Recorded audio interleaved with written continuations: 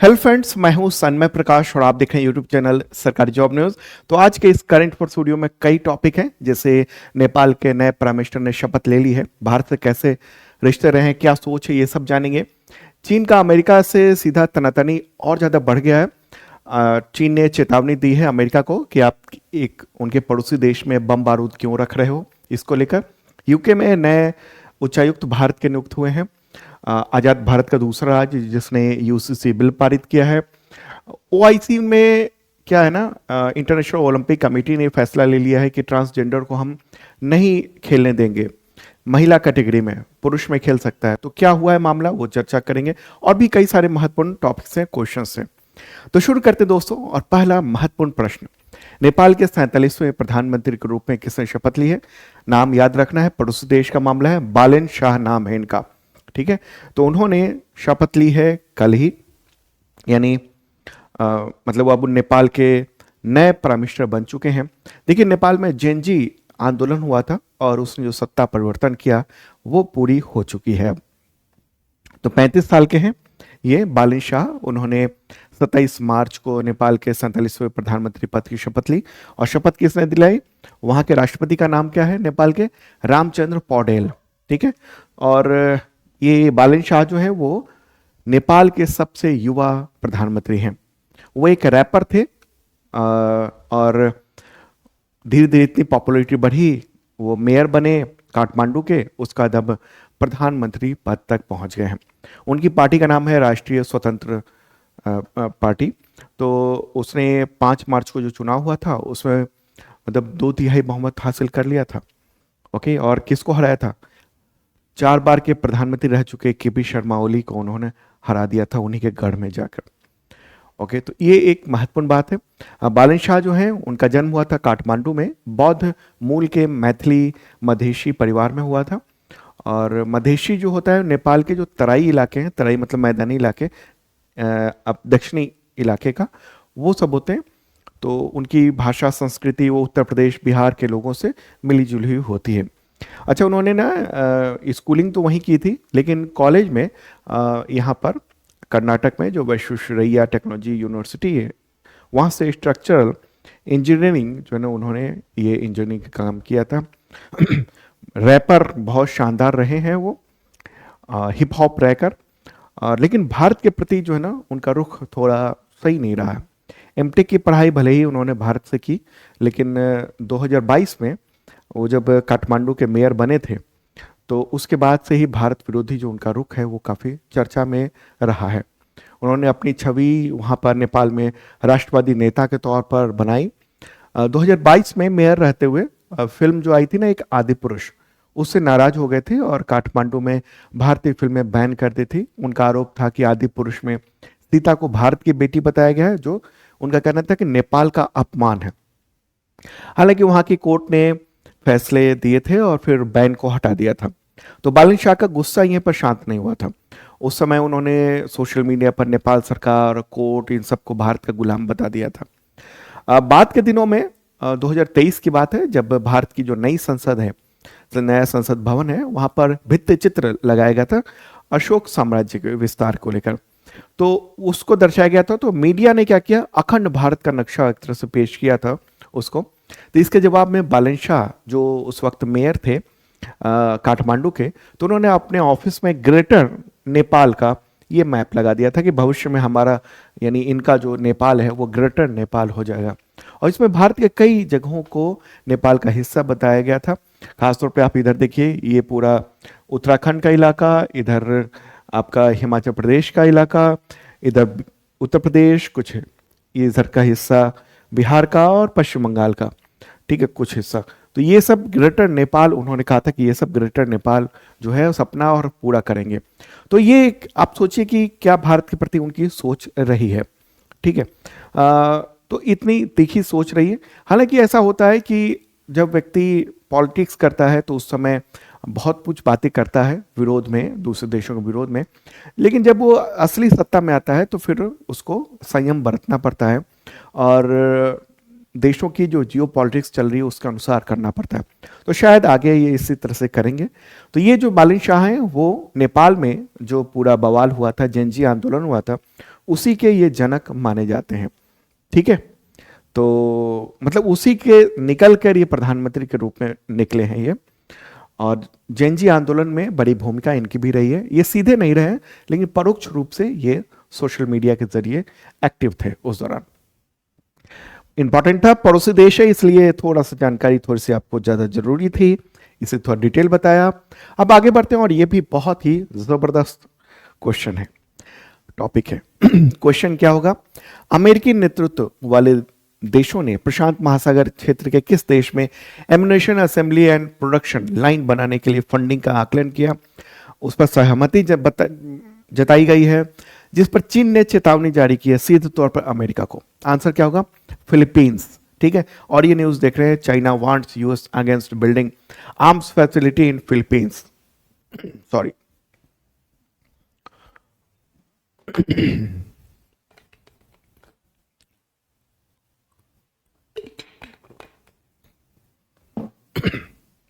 Okay, मामला क्या है? दरअसल अभी मार्च की बात है, इसी मंथ की, कि अमेरिकी नेतृत्व वाले एक इंटर गवर्नमेंटल डिफेंस ग्रुप, उसने फिलीपींस में एम्युनिशन असेंबली और प्रोडक्शन लाइन के लिए फंडिंग के आकलन की सहमति जताई है। और ये जो फैसला है ना, partnership for Indo Pacific industrial resilience, उसके 16 देशों के द्वारा लिया गया। और उसमें United kingdom, Australia, Japan, south Korea, Philippines, ये सब शामिल है। एक बार मैप के जरिए देखते हैं फिलीपींस है कहां पर, फिर डिटेल समझेंगे। प्यारा भारत रहा, ये चीन हमारा पड़ोसी है, और फिलीपींस जो है ना वो इस क्षेत्र में आप देखेंगे आप। ठीक है, यहां पर ये वाला जो हिस्सा है ये है फिलीपींस। ठीक है, अब प्रॉब्लम क्या है? प्रॉब्लम है फिलीपींस को लेकर ही, ये जो साउथ चाइना सी है ना, ये पूरा जो इलाका है वहां पर उसको लेकर है। ठीक है, तो पहले चेतावनी क्या है चीन की? देखिए, एशिया प्रशांत क्षेत्र में, यानी जो इंडो पैसिफिक क्षेत्र है, और उसमें जो चीन से जो है ना वो तनाव बढ़ता जा रहा है, अमेरिका का और अमेरिकी जो एलाइज हैं उनका। तो इस क्षेत्र में संघर्ष और युद्ध की अराजकता न लाए, ये चीन ने चेतावनी जारी की है। अब देखिए कि ऐसे समय में चेतावनी जारी की है चीन ने, जब अमेरिका जो है ना वो ईरान से उलझा हुआ है उस तरफ, और अमेरिका के जो एमुनेशंस हैं, मिसाइल है, वो सब अब कम होते जा रहे हैं, ख़त्म होते जा रहे हैं। और इस बीच में अमेरिका ने यहाँ पर असेंबली लाइन, प्रोडक्शन, इन सब के काम के लिए प्रयास शुरू किए, सहमति जताई दी।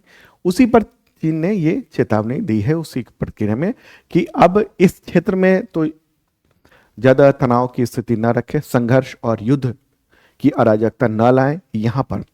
मतलब चीन ने सीधे कह दी है कि ये भाई आप यहाँ पर युद्ध की स्थिति मत लाइए, वरना मतलब अपरोक्ष रूप से कहा कि भाई बहुत बुरी स्थिति ये होगी। ठीक है, तो ये भी कहा कि परिणाम खुद भुगतने होंगे, इतनी बातें कह दी हैं। ओके, अब मामला क्या है? एक ये मैप देखिए, ये फिलीपींस है, इधर ये चाइना है, ठीक है, ये वियतनाम है, मलेशिया है, ये मलेशिया, ब्रुनेई, ये सब है। ओके, और ये जो है ना साउथ चाइना सी है, यानी दक्षिण चीन सागर है, ये वाला। ठीक है, तो इस पूरे दक्षिण चीन सागर पर चीन अपना आधिपत्य जमाता है। उसने क्या किए हैं, अलग अलग छोटे छोटे आर्टिफिशियल, मतलब कई द्वीप भी हैं, आर्टिफिशियल द्वीप बना लिए हैं। आर्टिफिशियल द्वीप कैसे? तो समुद्र से ही रेत निकालकर एक जगह पूरा इकट्ठा करता रहा चाइना, जहां पर पानी थोड़ा उथला था, तो वहां पर द्वीप बना दिए। और फिर उसमें जो अंतर्राष्ट्रीय नियम है उसके अनुसार अगर कोई क्षेत्र है तो उसके इतने 1,500 से 2,000 नॉटिकल मतलब किलोमीटर तक, माइल तक जो है ना वो क्षेत्र होता है। तो उसे वही दावा करते हुए ये पूरा इलाका यहाँ तक इस सागर का वो कहता है कि ये मेरा है। ठीक है, तो इसी को लेकर चीन और फिलीपींस के बीच में तनाव रहता है। अब यहाँ से जो समुद्री नौकाएं जाती हैं यहाँ पर मछली पकड़ने या किसी भी काम से, या नेवी की ही अपना कोस्ट गार्ड जो होता है इस तरफ जाता है, तो ये क्या करता है, चाइना का जो कोस्ट गार्ड है वो पानी की बौछारें डाल देता है, इतना पानी डाल देता है डूबने की स्थिति आ जाती है उन नावों को, उन जहाज़ों को। यहाँ तक कि एक दो बार तो ऐसा हुआ कि फिलीपींस की नेवी को सीधी टक्कर मार दी इसने, चाइना के जो युद्धपोत है उसने। तो यहाँ तक स्थिति है, उस वजह से दोनों देशों के बीच में, यानी चीन और फिलीपींस के बीच में तनाव है। और अमेरिका इस बीच में यहाँ पर आता है और वो कहता है कि भाई यहाँ जो है ना वो हम इसको सपोर्ट करेंगे, जिससे इजराइल को सपोर्ट कर रहे हैं ऐसे ही इसको सपोर्ट करेंगे। तो चीन ने यही कहा है कि भाई ऐसी स्थिति ना है कि युद्ध हो जाए। ओके, तो ये है। और फिलीपींस कई सारे द्वीप हैं, सैकड़ों द्वीप हैं। तो और इसकी राजधानी क्या है? मनीला है। राष्ट्रपति हैं बोंग बोंग मार्कोस। मुद्रा यहां पर चलती है फिलीपीन पेसो। ठीक है,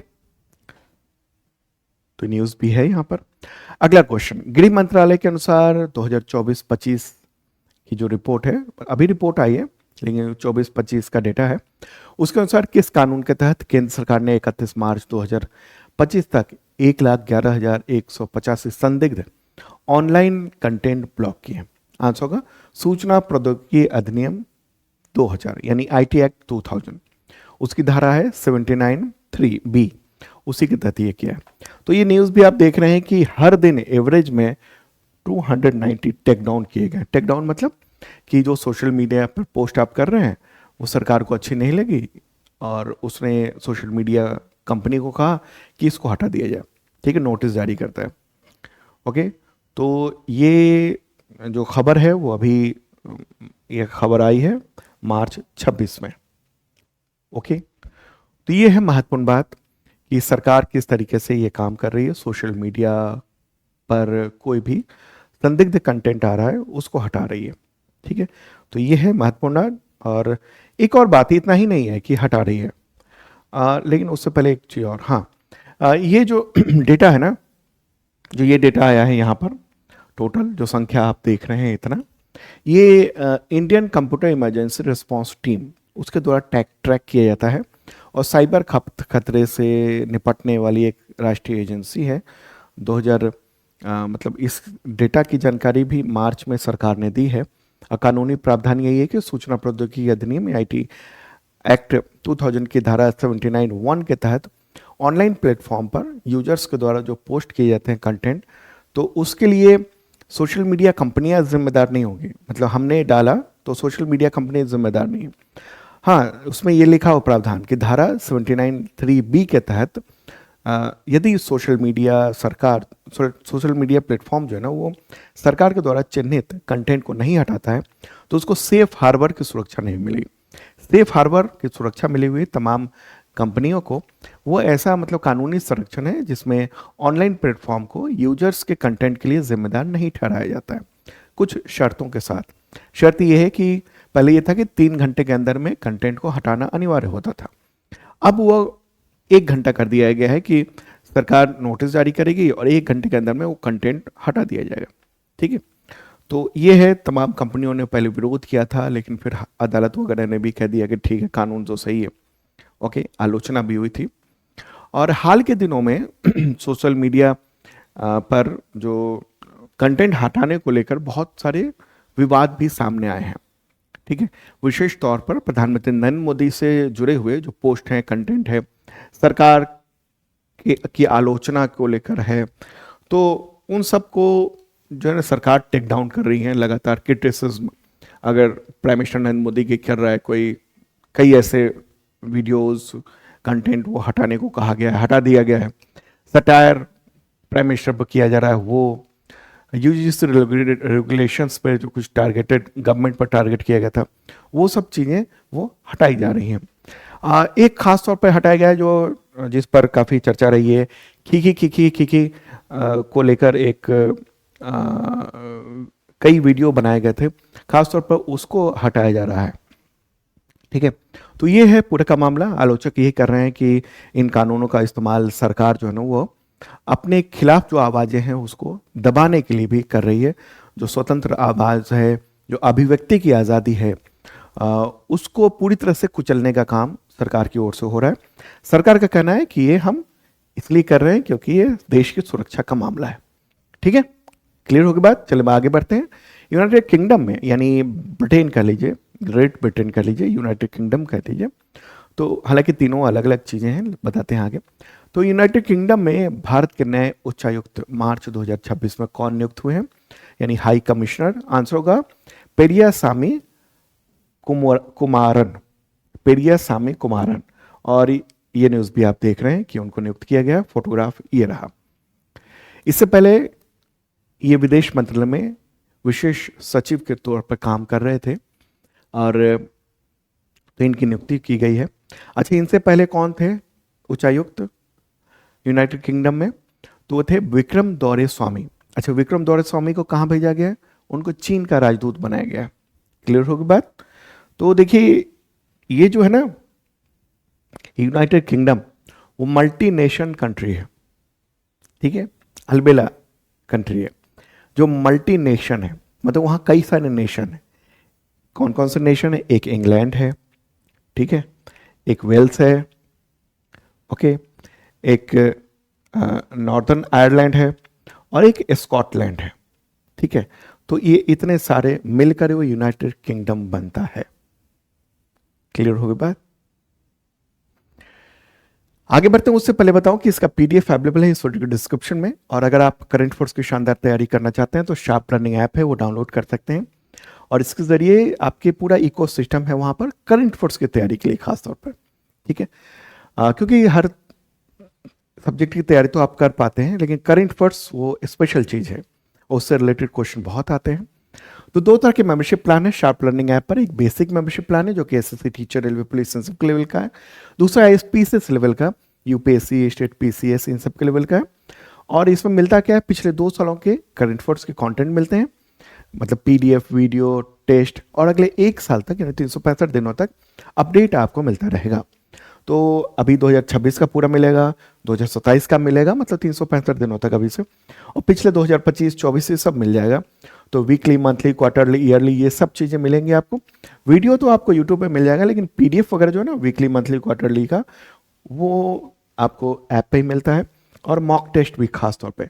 पीडीएफ कई तरीके के होते हैं, वन लाइनर, एमसीक्यू नोट्स होता है डिटेल में, और वीडियो के लिंक भी होते हैं।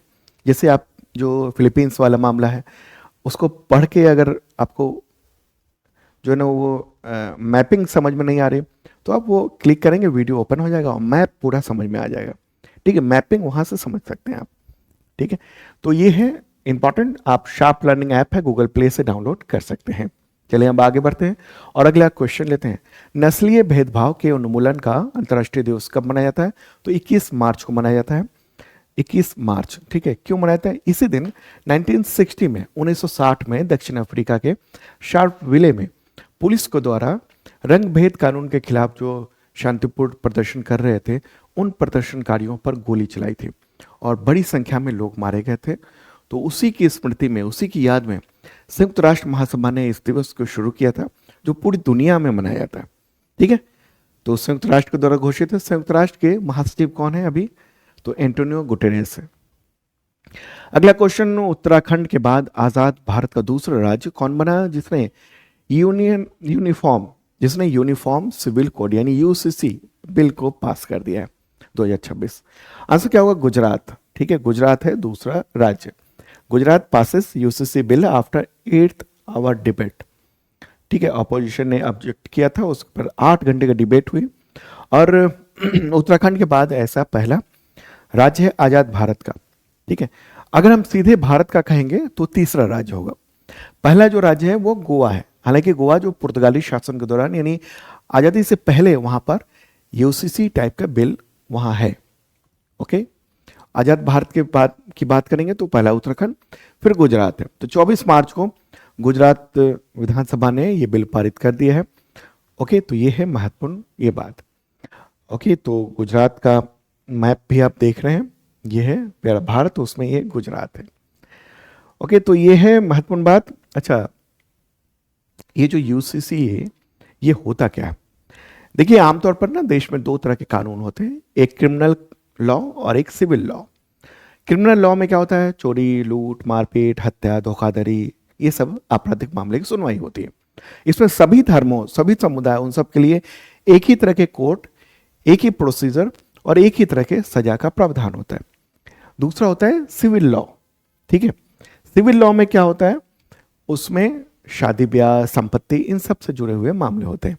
तो भारत में क्या है ना, बहुत सारे धर्म हैं, तो उन सब की जो अपनी अपनी रवायतें हैं, अपनी अपनी जो परंपराएं हैं, जैसे शादी, परिवार, संपत्ति, इन सब से जुड़े हुए रीति रिवाज, संस्कृति, परंपरा है, तो उसका महत्व है।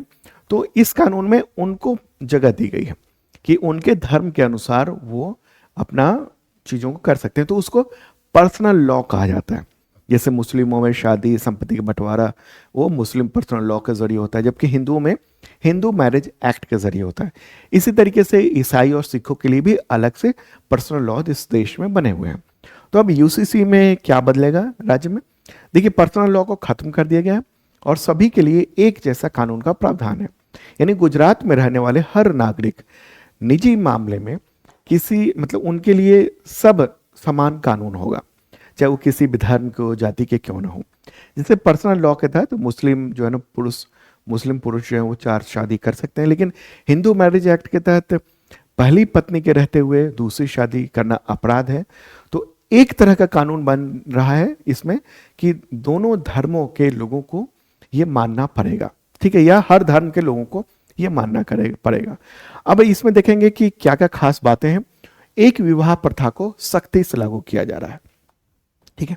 सभी विवाहों के लिए 60 डेज के भीतर गवर्नमेंट रजिस्ट्रेशन अनिवार्य कर दिया गया, मतलब शादी हुई 60 दिन के अंदर में आपको रजिस्ट्रेशन कराना अनिवार्य है। ट्रिपल तलाक जैसी गैर न्यायिक जो प्रथाएं हैं उसमें पूर्ण प्रतिबंध। हलाला जैसी सशर्त प्रथाओं को पूरी तरह समाप्त करना, ठीक है। लिव इन रिलेशनशिप में आने वाले जो जोड़े हैं उनको 30 दिन के भीतर स्थानीय जो रजिस्ट्रार हैं उनके पास में जाकर औपचारिक रूप से रजिस्ट्रेशन कराना होगा। और ख़ास बात यह है कि यदि साथी की आयु 21 वर्ष से कम है तो राज्य के द्वारा माता पिता को सूचित करना अनिवार्य है। मतलब रजिस्ट्री ऑफिस जो है ना, जहाँ पर विवाह पंजीकरण होता है, वो उन दोनों के माता पिता को कहेंगे कि ये आपके बच्चे हैं, लिव इन में रह रहे हैं, ठीक है, बस सूचना दी जाएगी, उस पर आगे कुछ नहीं किया जाएगा। ओके, तो यही है। इसी तरह से उत्तराधिकार हस्तांतरण के संबंध में भी बराबरी का दर्जा दिया गया है कि हिंदू मुस्लिमों पारिवारिक जो संपत्ति है उसका बंटवारा बिल्कुल एक तरह से होगा। ये है महत्वपूर्ण बात, लबोलुआब यही है। तो हम लोग गुजरात की बात कर रहे हैं, उसकी राजधानी क्या है? गांधीनगर है। मुख्यमंत्री हैं भूपेंद्र भाई पटेल। गवर्नर है यहाँ के कौन? आचार्य देवव्रत। ओके, तो ये है महत्वपूर्ण बात। चले आगे बढ़ते हैं और अगला काफी ये भी इंपॉर्टेंट क्वेश्चन है। इंटरनेशनल ओलंपिक कमेटी यानी आईओसी के द्वारा जारी नई पात्रता नीति, उसके मुताबिक वुमेन कैटेगरी यानी महिला वर्ग में भाग लेने की अनुमति किसे है? इनमें से कौन? क्या सभी ट्रांसजेंडर एथलीट, केवल जैविक महिलाएं, केवल डीएसडी एथलीट, या जो भी महिला पहचान रखने वाले व्यक्ति हैं वो? इसका आंसर सही होगा केवल जैविक महिलाएं। ठीक है, तो ये न्यूज़ भी आप देख रहे हैं मेरे बगल में। तो इंटरनेशनल ओलंपिक कमेटी ने मार्च में नई ये पात्रता नीति को लागू किया है। Okay, eligibility terms and condition जो जारी की है, पॉलिसी जारी की है। तो इसमें यह है कि फीमेल कैटेगरी में केवल बायोलॉजिकल महिलाएं, उन्हीं को अनुमति होगी। बायोलॉजिकल महिला मतलब जो जन्म से महिला है, जन्म से फीमेल है, केवल उन्हीं को अनुमति दी जाएगी। और जो अगला ओलंपिक होने वाला है अमेरिका में ही, लॉस एंजल्स में, तो ये नीति जो ना अमेरिका राष्ट्रपति ट्रंप है ना, उन्हीं के सोच पर आधारित है। उन्होंने एक ऑर्डर भी जारी किया था और उस ऑर्डर के तहत जो है ना वो ये उनको ट्रांसजेंडरों को महिला की कैटेगरी में रखने पर बड़ी आपत्ति है, उसी को लेकर बदलाव किया गया। खैर, इस पर और बात करते हैं। अगला एक और क्वेश्चन लेते हैं जरूरी। तो क्वेश्चन आपके सामने है, मेरे बगल में है, जो देख रहे हैं आप। क्या है क्वेश्चन कि आईओसी यानी इंटरनेशनल ओलंपिक कमेटी जो है ना, उसने महिला एथलीट की पात्रता निर्धारित करने के लिए किस वैज्ञानिक परीक्षण का उपयोग करने का फैसला किया है? क्या उपयोग होगा? तो आंसर क्या होगा? SRY gene screening. और ये मतलब न्यूज़ तो इससे पहले मैंने ये दिखाई दिया था। ये इस जीन तकनीक का उपयोग किया जाएगा। तो क्या है ये जीन तकनीक है क्या? तो कि SRY जो है ना वो DNA का एक हिस्से को जांच करता है जो पुरुष विकास से होता है। और ये टेस्ट जीवन में सिर्फ एक बार कराना होगा, थूक के जरिए, सलाइवा के जरिए, गाल के या स्वैब के जरिए या ब्लड सैंपल के जरिए टेस्ट कराया जा सकता है। ठीक है, तो जो एथलीट जन्म के समय महिला थे लेकिन अब वो खुद को ट्रांसजेंडर पुरुष मानते हैं, वो तो महिला कैटेगरी में खेलना जारी रख सकते हैं। लेकिन जिसने भी जन्म जो है ना वो महिला के रूप में नहीं लिया है, उन पर बैन हो गया। ठीक है, तो एसआरवाई में यही है कि एसआरवाई का फुल फॉर्म होता है सेक्स डिटरमिनिंग रीजन वाई, मतलब वाई क्रोमोसोम्स है ना उसमें पाया जाता है एसआरवाई। ये जो जीन है वो पुरुष जैविक विकास यानी मेल बायोलॉजिकल डेवलपमेंट उसके प्रारंभ को ट्रिगर करता है। ठीक है, इसी की ये जब ट्रिगर होता है ना, ये कब कब होता है? गर्भावस्था के दौरान। ओके, जब लिंग तय हो रहा होता है। दूसरा, मिनी प्यूबर्टी के समय, उस वक्त टेस्टोस्टेरोन वगैरह काफ़ी बढ़ जाते हैं। और किशोरावस्था से लेकर वयस्कता मतलब यौवन अवस्था के दौरान। तो इस सब की वजह से क्या होता है ना, वाई क्रोमोसोम जो है ना टेस्टोस्टेरोन को जो बढ़ाता है, उसकी वजह से अधिक मांसपेशी शक्ति होती है बॉडी में, अधिक गति होती है, स्पीड होती है बॉडी में, और अधिक सहन शक्ति होती है, एंड्योरेंस होता है। अब इन सब की चीज़ों की वजह से दिक्कत क्या होती है? ओके, दिक्कत ये होती है कि इसकी वजह से आईओसी का यही कहना है कि 3 उसने मतलब मूल रूप से प्रमुख आधार दिए हैं। पहला ही कि फेयरनेस, मतलब चूंकि अधिक टेस्टोस्टेरोन होगा, मतलब कि जो जिसने महिला के रूप में जन्म नहीं लिया है और वो खुद को महिला मानता है या ट्रांसजेंडर मानता है या मानती है, तो उसमें टेस्टोस्टेरोन ऑटोमेटिकली ज़्यादा रहेगा। उससे उसकी स्ट्रेंथ, स्पीड और सहन शक्ति प्राकृतिक बढ़त मिलेगी। तो उससे सुरक्षा में खतरा है। जो महिला एथलीट है उनकी उनकी तुलना में ट्रांसजेंडर, वो जो महिला के रूप में जन्म नहीं लिया है, तो उन उन इनसे ज़्यादा इनकी स्ट्रेंथ होगी। तो ऐसे में जैसे मुक्केबाजी, कुश्ती, इन सब में चोट लगने का खतरा है। और खेलों की अखंडता को बनाए रखने इसकी बात की गई है, शुद्धता, तो इसके लिए ये किया गया है। मतलब ट्रांसजेंडर तो अब खेल पाएंगे, लेकिन महिला कैटेगरी में नहीं खेल पाएंगे, अब उनको पुरुष कैटेगरी में खेलना पड़ेगा। ठीक है, इसकी आलोचना भी हो रही है कि इससे जो है ना वो ट्रांसजेंडर जो खिलाड़ी हैं उनके अधिकारों का उल्लंघन हो रहा है। और तो ये सब चीज़ें हो रही हैं। क्यों ये किया गया है, महत्वपूर्ण बात ये हो जाती है। दरअसल जो पेरिस ओलंपिक हुआ था ना, पिछला ओलंपिक 2024 में, उस दौरान 2 महिला बॉक्सरों की भागीदारी को लेकर विवाद सामने आया था। जैसे 66 किलोग्राम 66 किलोग्राम वेट कैटेगरी में अल्जीरिया की ईमान खलीफ और 57 किलोग्राम वेट कैटेगरी में ताइवान की लिन यू टिन, तो उन्होंने खेला था और अच्छे खासे पॉइंट बनाए थे। तो उस पर बाकी महिला खिलाड़ियों ने आपत्ति जताई थी कि भाई ये तो पुरुष है, लेकिन उनने कहा कि नहीं नहीं, मैं तो ट्रांसजेंडर हूं। तो ट्रांसजेंडर है तो फिर भी पावर बहुत ज़्यादा थी। तो उसी को लेकर जब पूरी दुनिया में इस पर बहस हो गई, तब फिर ओलंपिक कमेटी ने ये कहा है। और ट्रंप ने भी कह दिया था कि भाई हमारे यहाँ ओलंपिक हो रहा है लॉस एंजल्स में, तो आपको तो यही करना पड़ेगा। ठीक है, तो एक विवादित चीज़ था, चर्चा में काफ़ी रहा है, आएगा भी, तो प्रश्न हो सकता है।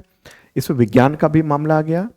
ठीक है, विज्ञान का जो मामला है वो ये SRY जो जीन है उसको लेकर सवाल हो सकते हैं।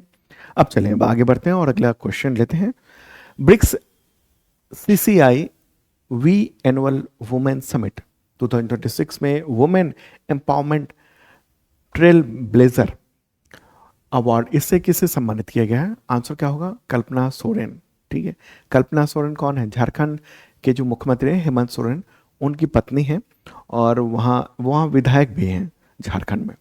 तो दिल्ली में आयोजन हुआ था BRICS chamber of commerce and industry के द्वारा, और उसी में ये अवार्ड इनको दिया गया है। अगला क्वेश्चन, किस राज्य ने 9वीं से 12वीं क्लास के छात्रों के डिजिटल इस्तेमाल को लेकर ड्राफ्ट पॉलिसी जारी की है, जिसमें शाम के बाद इंटरनेट बंद करने की सिफारिश की गई है, मतलब उन स्टूडेंट्स के लिए? आंसर होगा कर्नाटक। ठीक है, तो न्यूज़ भी आप दिख रहे हैं, कर्नाटक ड्राफ्ट पॉलिसी ऑन ये मतलब डिजिटल यूज़ को लेकर है। तो ये 24 मार्च को ड्राफ्ट पॉलिसी जारी की गई और इसमें यही कहा गया है कि छात्रों के सोने के यानी जो स्लीपिंग आवर है या सोने जा रहे हैं बच्चे, तो उससे 1 घंटा पहले स्क्रीन से उनको दूर रखा जाए। ऐसा ना हो कि वो लेटे हैं बेड पर और मोबाइल चला रहे हैं। क्या होता है ना, मोबाइल से ब्लू रेज निकलती हैं और वो हमारी नींद पर दखल डालती हैं, नींद नहीं आएगी। कई बार आपने देखा होगा कि आप मोबाइल लेकर बैठे हैं और नींद आ ही नहीं रही है, आ ही नहीं रही है। और जब बॉडी जो है ना एकदम एग्जॉस्ट हो गई है, मतलब कि नींद जो है वो बिल्कुल सोने की प्रबल इच्छा हो ही रही है, तभी नींद आती है। मतलब 1 घंटे 2 घंटे वैसे ही सोशल मीडिया में आप इंस्टाग्राम घुमाते घुमाते आपके 1-2 घंटे बीत जाते होंगे, और फिर उसके बाद जब नींद आई तो सुबह खराब, और नींद भी पूरी नहीं हो पाई। और दूसरी बात कि बायोलॉजिकल जो क्लॉक है वो भी खराब हो रहा है। बायोलॉजिकल क्लॉक मतलब कि आपको कितने बजे सोना है, कितने बजे जगना है, ये क्लॉक बन जाता है। तभी तो हम बेड पर जाते हैं 9 बजे, 10 बजे, 11 बजे, सबका अलग अलग टाइम है, और जाके वो सो जाते हैं, नींद आ जाती है। फिर सुबह सुबह वो 6 बजे, किसी का 5 बजे, किसी का 8 बजे उठने का जो टाइम होता है, उसी के अनुसार उनकी नींद खुलती है। तो नींद खुलती है वो क्यों, और नींद आती है क्यों? क्योंकि बायोलॉजिकल क्लॉक बना हुआ। अगर ये मोबाइल आप देखेंगे वो गड़बड़ाता है, वो ट्रिगर करता है, ब्लू रेज जो निकलती है मोबाइल से उसकी वजह से, ठीक है। और जब 1 दिन, 2 दिन, 3 दिन, 7 दिन, 8 दिन जब आप देर से सोने लगेंगे, 2 बजे तक आप मोबाइल देख रहे हैं, अब 2 बजे तक आप सोशल मीडिया पर रील्स देख रहे हैं, ऐसे में क्या होगा? नींद आनी नहीं है। और नींद तब आएगी जब बहुत ज़्यादा बॉडी को जरूरत होगी नींद की, बहुत ज़्यादा, तब फिर नींद आएगी, और चलता रह गया मोबाइल और नींद आ गई, ठीक है। और दूसरी बात कि इससे बायोलॉजिकल क्लॉक खराब होगा, मतलब कि अगले दिन भी नींद नहीं आएगी, चाहे आप मोबाइल अगर रख लो अलग दूसरी तरफ, तब भी नींद नहीं आएगी, क्योंकि बायोलॉजिकल क्लॉक ये हो गया कि आप 2 बजे सोते थे, तो 2 बजे से ही आपको सोने के लिए एक तरह से बॉडी ने निर्धारित कर दिया है। और उसको सुधारने के लिए फिर क्या होगा? आपको 10 दिन 12 दिन आपको मोबाइल दूसरी तरफ रखना पड़ेगा। आपको अगर 10 बजे सोते हैं तो 10 बजे ही लेटे रहना पड़ेगा, चाहे नींद ना आ रही हो, ठीक है, मोबाइल के बिना। तो ये एक तरह से ट्रैप है मोबाइल जो है वो। ओके, तो ये सरकार ने पॉलिसी जारी की है कि सोने से 1 घंटे पहले जो है ना वो इस्तेमाल ना किया जाए। ये है महत्वपूर्ण बात, ठीक है। अब देखते हैं आगे होता क्या है, लागू कितना होता है। यहाँ के मुख्यमंत्री कौन है? सिद्धारमैया है। तो दोस्तों ये था इंपॉर्टेंट करंट अफेयर्स आप सबके एग्जामिनेशंस के लिए। तो और करंट अफेयर्स की तैयारी शानदार कर सकते हैं शार्प लर्निंग ऐप पर, ज्वाइन कर सकते हैं, बहुत मामूली सा प्राइस है इन बैचेज का। ओके, तो मिलते हैं आप नेक्स्ट वीडियो में, बाय।